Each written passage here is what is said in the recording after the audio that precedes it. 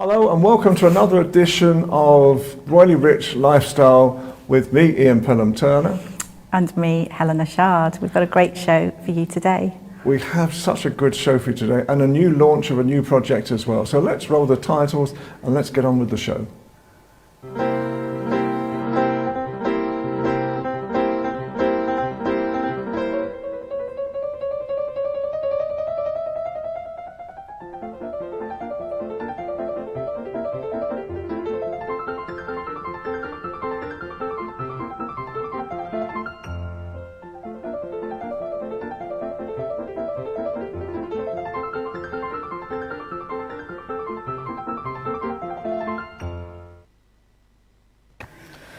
Well, that was an incredible, I always love the start of our show and showing off London as well. But Helena, you've got a whole pile of great royal stories this week. I have, and we shall have a chat about them. So I think let's start with the state opening of Parliament. So that was fun and games. So the biggest event in the parliamentary calendar.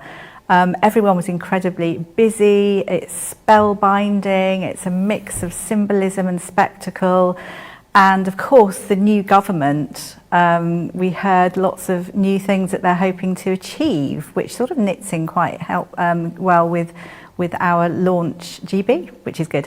So it was truly majestic, and the fun thing about it as well is seeing King Charles and Queen Camilla with all their regalia on and seeing King Charles read the King's speech, which he obviously hasn't written, but he has to sort of talk in this sort of almost monotone way. I don't know what he thought of the speech, but anyway, he did a very, very good job. But it's the fun little things that the quirks that we hear, because this has been going on since the 1600s. I think the thing I noticed is he doesn't wear glasses when he's reading it, and I thought Charles wore glasses these days, but obviously he doesn't. Invested in contact lenses. It might be contact lenses. There are such things. But it's just, but he reads it very, very well, I have to sort of say. He's so good. He is really, really good. But it was great seeing him we didn't see him necessarily in the robing room, but we saw him in state crown and all his ceremonial outfit, as we did with Queen Camilla.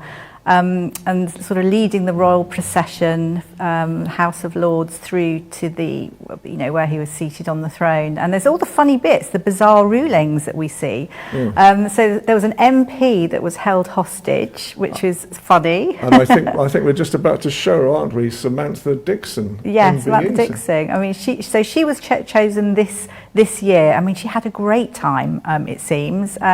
So it's a bizarre tradition, dates back to the 1600s, and I think it's more between when Parliament and the royal family years and years ago were a little bit more fragile, a bit more strained. And obviously, she goes there, and she can just watch it all from there. It's so that King Charles is returned. Absolutely, she's pictured in the House of Commons. She wasn't there. She was kidnapped. She was drinking a G&T and watching it all on television. She was kidnapped, was the thing. And apparently, the history, as Helena is saying, is that she is not allowed to leave Buckingham Palace until the King's on his way back and is safe. So. But there's lots more traditions. I mean, if we had more time, we could do a whole show on it. But they are so funny. But this is what people love. This is the pomp and ceremony and all the funny traditions that we've had over the years, and the whole world loves them. Absolutely. So it's really great. And going back, it's been a really fun, sporty time. We've seen so much. We've had the football, we've had tennis, but I think we're going to start with a right royal, embrace, I think, for Princess Catherine. We saw her at Wimbledon, centre court, at the royal box, and it was just so beautiful. She turned up, it was girl power. Her sister Pippa was with her, her daughter Charlotte.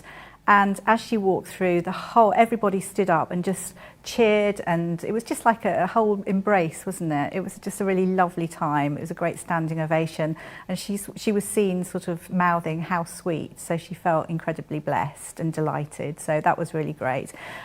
Charlotte met tennis players. I think the ladies' single champion gave her her winning tennis rackets. Djokovic and Alcaraz was a great match, and obviously Princess Catherine gave Alcaraz the cup because he was the winner. So Spain was very, very busy winning that day. So all was good. Catherine looked beautiful and elegant, wearing that beautiful purple dress from Safia with nude pumps. And Princess Charlotte's dress, the polka dot dress, completely sold out. So it's the Princess Charlotte effect now. A huge, great big impact to our economy in children's sort of clothing. But I'm sure the world is actually missing the Princess Kate effect as well, because we obviously know that her clothes and her style, etc., brings in lots of money. So I think the fashion industry are missing her at the moment.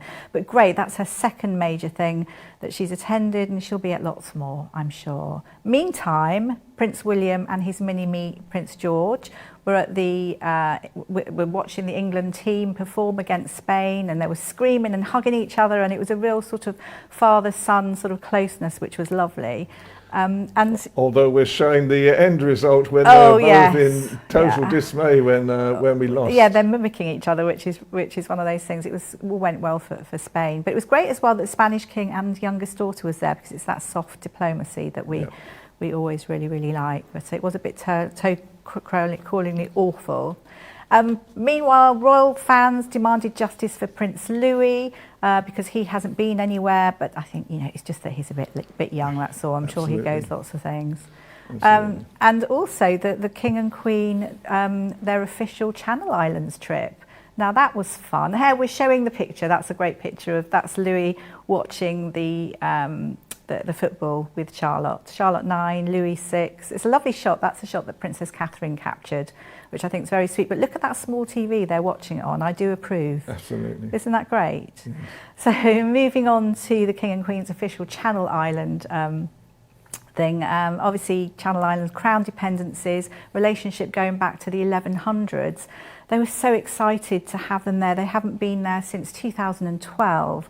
And they were shown so many different things, that they got agriculture and livestock, and I know that King Charles was given some cows that were quite amorous, and lots of things happening. But one of the major things was a security scare. Now, everyone was sort of enjoying ice cream and various things, and then they were sort of gathered up and rushed off to a local hotel. So we feel it was a drone. Someone mentioned about somebody being on a roof, and obviously this is a bit of a scare, I think, which has happened since the recent shooting. Yeah, President Trump. President Trump. So what do you think? That's something quite fun. But I mean, it was good to see them. But obviously, moving on, King Charles, who, as we're looking at him now, he's Prince Charles there, but there he was once shot on stage, just like President Trump was. Yeah. Very different situation. It wasn't a Pennsylvania rally, it was in Australia, and it was an annual Australia Day, and it was 1994, and David Kang, 23, fired blanks. I think the Australian government was completely embarrassed. I think Prince Charles was incredibly unfazed by it, but it just goes to show what can happen. I mean, that was blanks, and you remember it, don't you, Ian? I remember it well, because obviously I was covering things like that at that time, and I remember his security officer, who you can see pushes Charles out the way. Charles was stunned. He was stunned into not moving at all, and basically, as this guy was walking towards them still trying to fire his gun, then the security officer pushed him out of the way, and then they all collapsed on top of him. So I remember this extremely well at the time. It's in fact, it reminded me, because obviously I've been watching President Trump this week, and the potential assassination attempt as well, and talking a lot about it. Gosh. But I think let's just say happy birthday to Queen Camilla, 77. It was business as usual for her. She was actually working on her birthday. And she obviously supports King Charles greatly. Yes. So, wishing her all the best. Yes.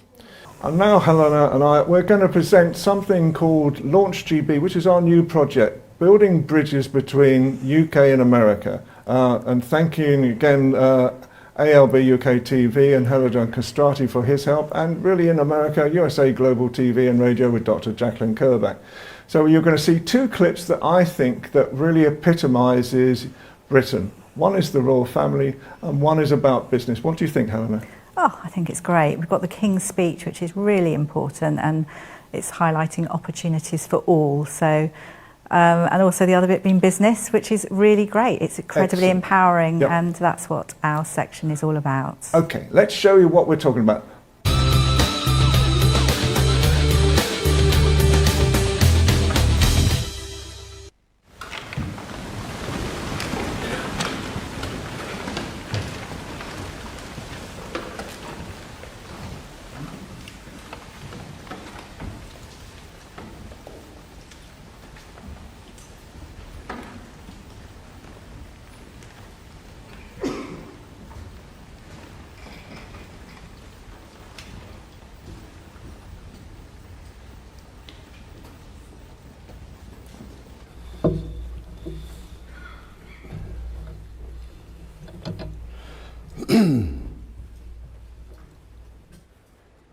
My government will govern in service to the country.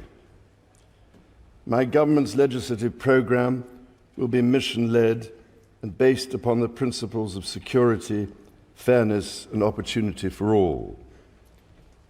Stability will be the cornerstone of my government's economic policy, and every decision will be consistent with its fiscal rules.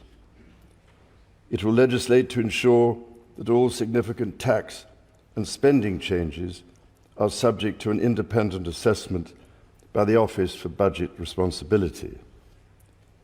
Bills will be brought forward to strengthen audit and corporate governance alongside pension investment. Securing economic growth will be a fundamental mission. My government will seek a new partnership with both business and working people and help the country move on from the recent cost of living challenges by prioritising wealth creation for all communities. A bill will be introduced to set up Great British Energy, a publicly owned clean power company headquartered in Scotland, which will help accelerate investment in renewable energy such as offshore wind. My government recognises the need to improve water quality, and a bill will be introduced to strengthen the powers of the water regulator. My government will ensure a strong defence based on the North Atlantic Treaty Organisation's common values of individual liberty, democracy, human rights and the rule of law. Its commitment to NATO will remain unshakable. It will maintain a strong armed forces, including the nuclear deterrent. My government will continue to give its full support to Ukraine and its people, and it will endeavour to play a leading role in providing Ukraine with a clear path to NATO membership. My government will play its part in trying to secure long-term peace and security in the Middle East. It is committed to a two-state solution with a safe and secure Israel alongside a viable and sovereign Palestinian state.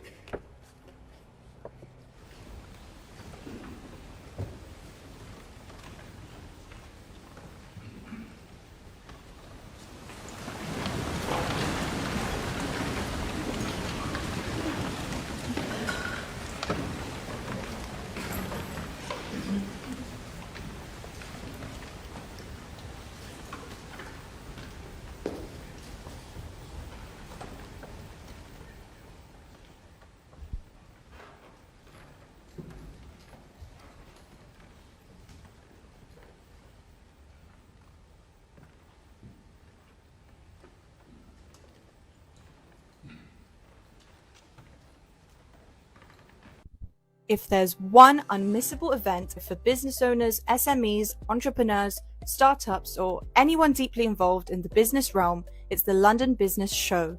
This event, spanning over 25 years, has been a cornerstone, drawing thousands of startups, renowned brand exhibitors, and fostering open face-to-face communication and networking opportunities.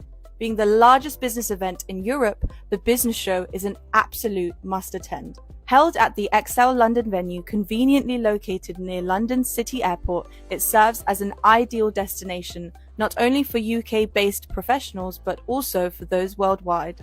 The best part? Admission is free. Attendees can anticipate a wealth of opportunities, connections, freebies, keynote speakers, masterclasses conducted by leading brand names, and a variety of interactive games or quizzes. The business show unfolds over 2 action-packed days, but even a single day visit promises a wealth of information and enjoyment. Join us in this video as we cover the highlights of this incredible event. Doors to the venue open early, but the talks and masterclasses kick off at 11 a.m. Arriving around this time, we face the delightful dilemma of choosing where to start amidst the busy venue, bustling with countless visitors and exhibitors. As we navigated through the hall, engaging with various exhibitors, we got into different discussions about their brands and their motivations for participating in this event. Our interactions revealed a common thread. The business show offers unparalleled brand exposure, acting as an impactful marketing tool for SMEs and startups to effectively communicate their messages and visions while generating new leads, which is what headline sponsor of the business show, Intuit QuickBooks' Senior Account Manager and Consultant Hiren Patel shared with us in our brief interview with him.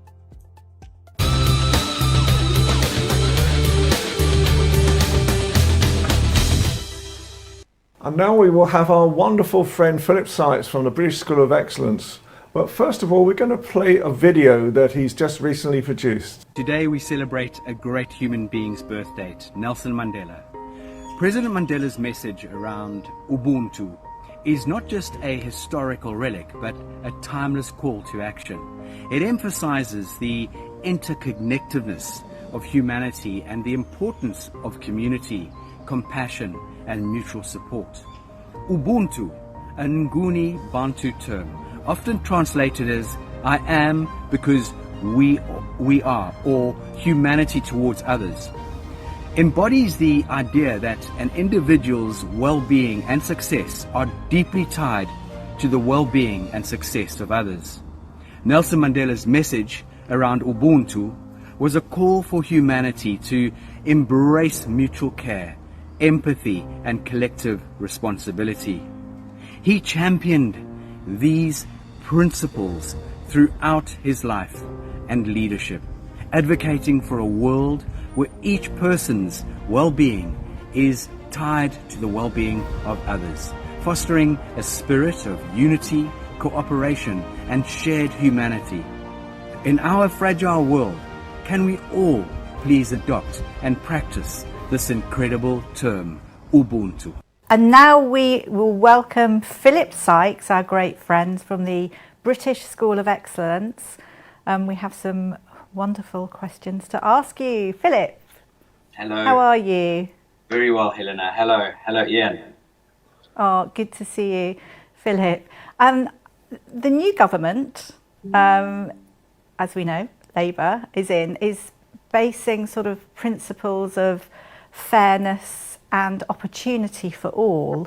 And so thinking about business, if you could let us know how you built your business up, that would be great to hear.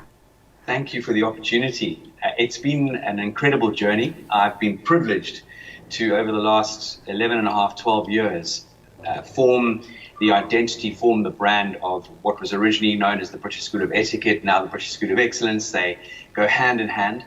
And it really started out by looking at very serious comprehensive programs in the importance of etiquette, manners, emotional intelligence, building professionals, building youngsters, giving people the tools to be more confident. This is not about a list of do's and don'ts. We've fundamentally focused on becoming accredited. No other organization in our industry or sector had ever had themselves accredited. So that was a huge focus, because to the audience, to you, Helen and Ian, this is something I truly believe in, is cementing a foundation and then leveraging off that. Our focus has been quite strategic. We obviously have a professional website. We focus on displaying our credentials on there and getting people to give feedback. Their testimonies have been very powerful and prolific in our advancement in the marketplace. We do a huge amount, as we do along with you both, on social media, on the TV scenarios, TV scenes. We get the opportunity to engage with the BBC as well as the Wall Street Journal and many other organizations that we have had the privilege to connect with over the years. We also focus on content marketing, so we get people to write up a huge amount over various scenarios. Recently, we actually released an amazing article that Nelson Mandela sharing his story about Ubuntu and his journey into how he inspired me as the founder of the British School of Excellence here in the UK. And again, media coverage, public relations, we focus heavily on building our alumni network and referrals. And again, we adapt very sensitively to cultural adaptation. So we spread our wings throughout the world. And I think the British School of Excellence really we promote ourselves globally through this mix of high quality programs. It's robust marketing. We really do go above and beyond. We very rarely say no to an opportunity, and hence why I have the privilege to engage with you two amazing people on various different channels and platforms.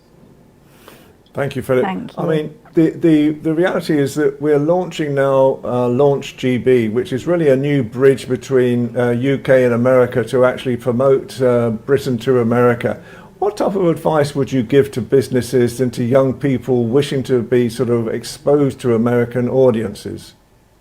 Great question. Yeah, the American audience, I know many brands and companies and organizations have tried to put a foot into the American market. Some have been exceptionally successful and some haven't. My guidance is to understand and get to know the American culture, get to understand the way that the Americans like to receive information, the way they like to engage with it, and the way they like to be sort of dealt with in whatever manner that might be. In my opinion, it should be done professionally. It should be done very much wearing the way the Americans like to sort of engage. And that for me is fundamental. And in any business, whether you're going into America, you're going into the Middle East, you're going to Asia, just listen to what your audience requires. Find out how you can support them and help them, and then you can then engage on a far more dynamic level. Thank you, Philip. I think there are lots of younger people at the moment who are wanting to make a fresh start and to sort of put their ideas into businesses.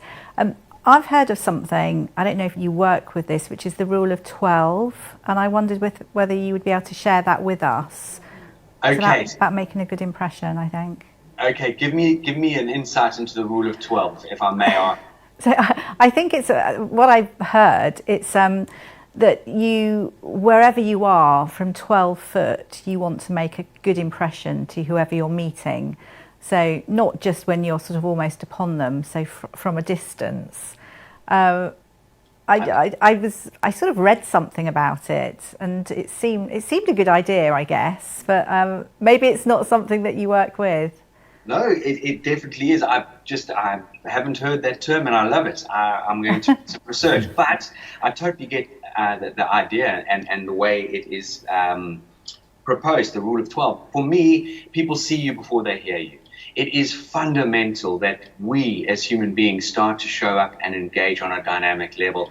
And actually just yesterday, there were some statistics that were sent to me, which I have here, which is actually rather sort of disturbing in the sense that the statistics came from some American research. And what is quite interesting is on this particular scenario, it was focusing on that during job interviews, employers say that recent college graduates have struggled with eye contact, 53%, asked for unreasonable compensation, 50%, dressed inappropriately, 47%, used inappropriate language, 27%, and refused to turn on the camera during a virtual interview, 21%, and 19% brought a parent to an interview. Now, that just gives me an understanding in statistics that never underestimate how important it is for you to show up with putting your best foot forward. Do your research, understand that your first impression counts in such a huge way. Wow. Bless you, Philip. So finally, how can people get in contact with you? Please look at our website, which is the 3Ws.thebritishschoolofexcellence.com. Reach out to us at hello@thebritishschoolofexcellence.com. gmail.com. We have a WhatsApp number. We have a chat bot on our website. We love engaging in conversation. You can book a call with us as well through our calendar, which is on our website. So please reach out to us. We love engaging. Philip, thank you so much again for your always inspirational advice. Thank you so much. Very empowering. Thank you. A great weekend. Same to you. Well, that was a very interesting programme again, wasn't it? It is. It's quite empowering. We're launching Launch GB as well, which is our new way of actually helping Britain to actually be seen across the world, and especially in America. So I hope we've created another great show. So from me, Ian Pelham Turner. And me, Helena Chard. I would just like, again, as always, to thank Helena Castrati from ALB UK TV for allowing us his time and his platform to be able to work together. USA Global TV and Radio with Dr. Jacqueline Kerbeck as well. And really with our new project, which is Launch GB. It's an aim at building bridges between Britain and the rest of the world for heritage, culture and businesses. So for me, have a good week. See you next week. Bye for now.